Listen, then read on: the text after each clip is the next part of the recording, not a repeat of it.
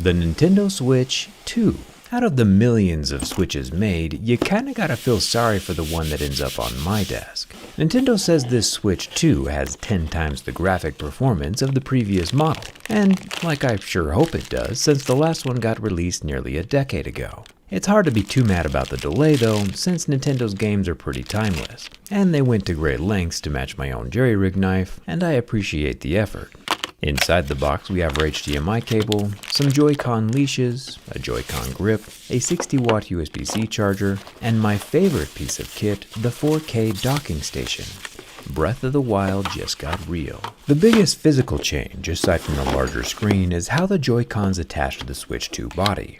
They use magnets this time around, and you already know that we're going to find out how strong those magnets are, and how fragile that connection may or may not be. With the Joy-Cons fully inserted, it is possible to just rip them away from the Switch 2 with brute force alone, not using the release latch. These will never just fall out on their own, of course, but throughout my testing, sometimes I found it was just easier to pull them away instead of hunting for the release lever, especially when you just rotate the whole Joy-Con away from the body.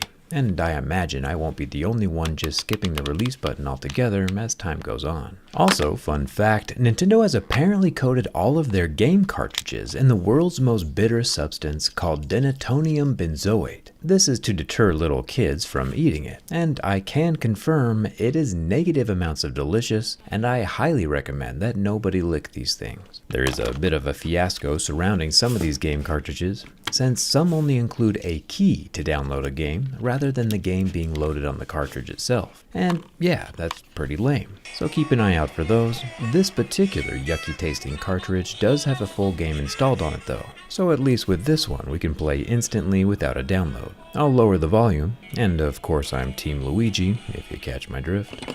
In order for us to find out what the Switch 2 is made from, we gotta pull out the Mohs scale of hardness. If the screen is made from plastic, we'll see scratches at level 2 or 3. Glass screens will scratch at a 5 or 6, and if Nintendo splurged a bit and gave us sapphire, that would scratch at level 8 or 9. However, very quickly we see again that Nintendo has given us a level 3 plastic screen. This is not ideal. There is a permanently installed plastic layer on top of the Switch 2 display.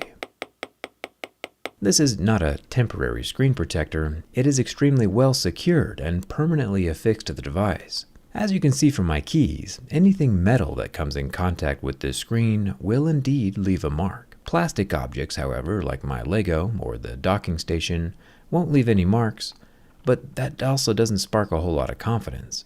I understand that Nintendo is trying to keep screens from shattering by putting this plastic buffer layer over the top.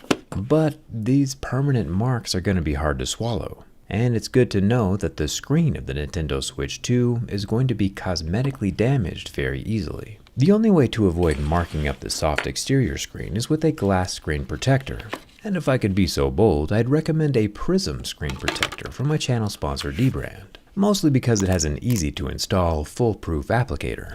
With the Joy-Cons off, we can pull out the dust removal layer and give a single simple swipe down the middle of the applicator and wait a few seconds.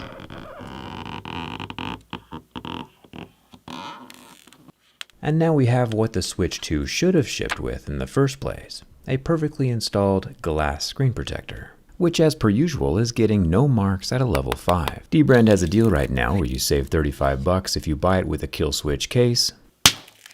Oh no, Jerry, why did you break it? 1, because the durability test isn't over yet, and 2, Dbrand ships 2 of these Switch 2 screen protectors in every box. So if my Switch survives the rest of this test, I'll just throw another one on later. The link is down in the description. I still think having a plastic screen in 2025 is pretty wild. Moving over to the orange Joy-Cons, we find a whole lot more plastic, which is what we expected. There's a plastic home button and a plastic game chat button, and the joystick has a very thick rubber cap on the surface. There's definitely no durability issues here.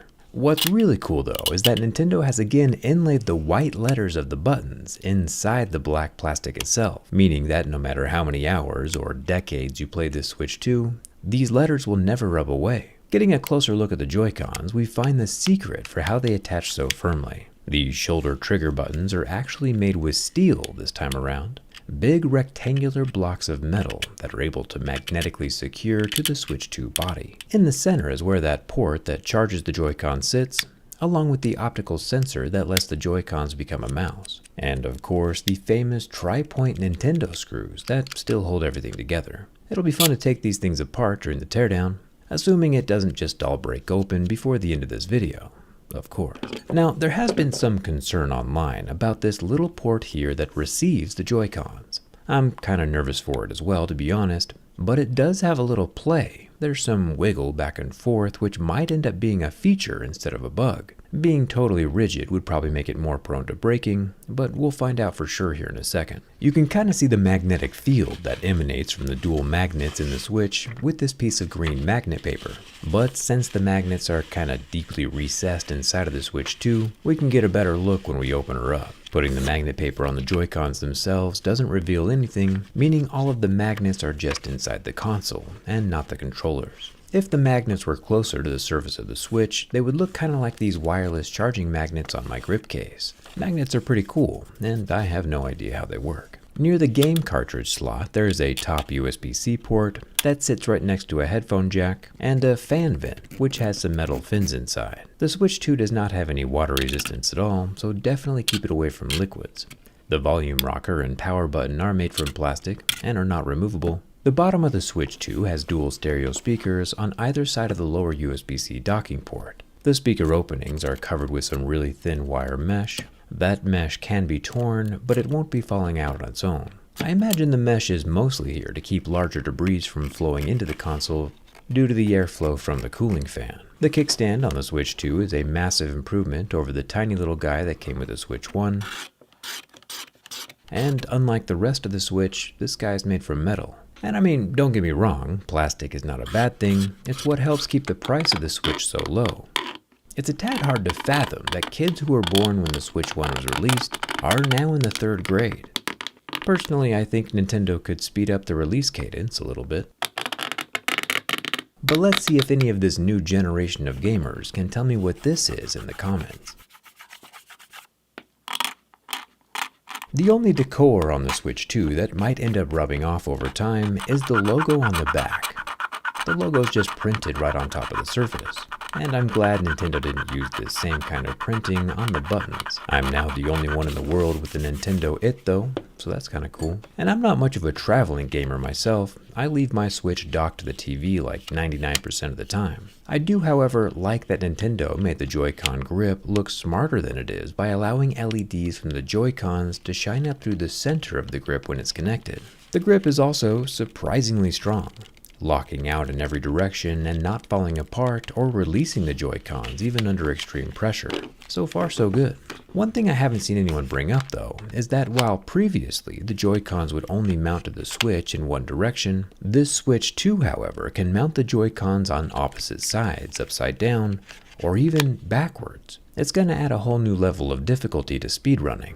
But today we aren't here to play backwards. The Switch 2 has a 7.9-inch 120Hz 1080p HDR display with twice as many pixels as the Switch from a decade ago. And don't try this at home obviously, but after about 10 seconds we can see from the pixels going black and recovering that the screen is an LCD. Kind of amazing that everything is still functioning even after all it's been through. Thumbs up for that. But the worst is still yet to come. If Nintendo is only going to make one new console every decade, it needs to be structurally durable enough to last that whole time. And as we can see from the first bend, when a lot of force is applied,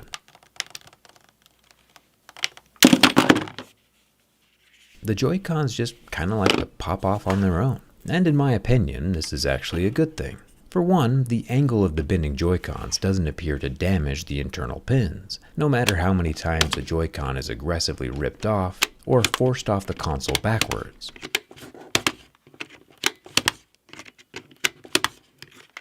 Moving over to the blue controller and popping it off very aggressively forwards, both the controller and the Switch 2 itself remain undamaged. It disconnects at a gentle enough angle that the port is not disturbed or flexed beyond what it can handle.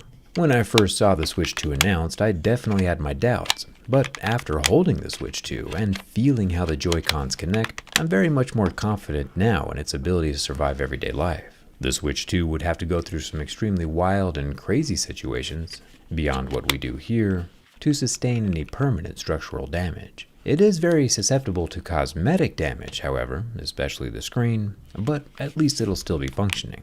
Like a lizard shedding its tail, the Joy-Cons just pop off unscathed if anything weird happens. One thing that would bother me quite a bit though, considering Nintendo's dark history with the Joy-Con drift, is throwing the Switch 2 into a backpack, with the joysticks ding-a-linging around all willy-nilly. Thankfully, D-Brand also has a solution for that, and they're calling it the Kill Switch. This protects your Switch from every angle, while still letting the controllers detach. The ergonomic grips add even more protection while making the Joy-Cons easier to hold, and my favorite part is the travel case keeps the joysticks from being kinked and smashed, while at the same time holding up to 10 of the disgustingly delicious game cartridges. D-Brand secures the whole thing with Dyneema bungee cord, which is the strongest fiber in the world. Stronger than steel and light enough to float on water. It does seem like a little overkill at first, but I've been told that this is the only material that won't fray after 10,000 attachment and removal cycles. And with how long it takes Nintendo to release a new console, this case needs to last for a really long time. If you get the Kill Switch and the Prism screen protector at the same time, you'll save $35, and I'll leave a link for them down in the video description. Now, if you'll excuse me for a bit, I do have to go see what Hyrule looks like in 4K. The Nintendo Switch 2 passes my durability test a lot better than I thought it would, and thanks a ton for watching. I'll see you around.